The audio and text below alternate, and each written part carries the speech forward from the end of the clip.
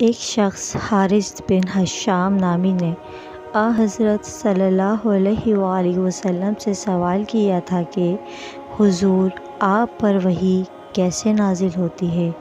آپ صلی اللہ علیہ وآلہ وسلم نے فرمایا کہ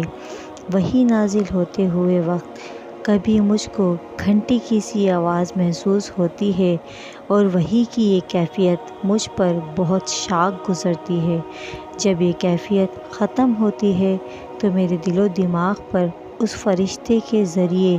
نازل شدہ وحی محفوظ ہو جاتی ہے، اور کسی وقت ایسا ہوتا ہے کہ فرشتہ بشکل انسان میرے پاس آتا ہے اور مجھ سے کلام کرتا ہے، پس میں اس کا کہا ہوا یاد رکھ لیتا ہوں۔ حضرت عائشہ رضی اللہ تعالی عنہا کا بیان ہے کہ میں نے سخت کڑاکے کی سردی میں حضرت صلی اللہ علیہ وآلہ وسلم کو دیکھا ہے کہ آپ صلی اللہ علیہ وآلہ وسلم پر وحی نازل ہوئی، اور جب اس کا سلسلہ موقوف ہوا تو آپ صلی اللہ علیہ وآلہ وسلم کی پیشانی پسینے سے شرابور تھی۔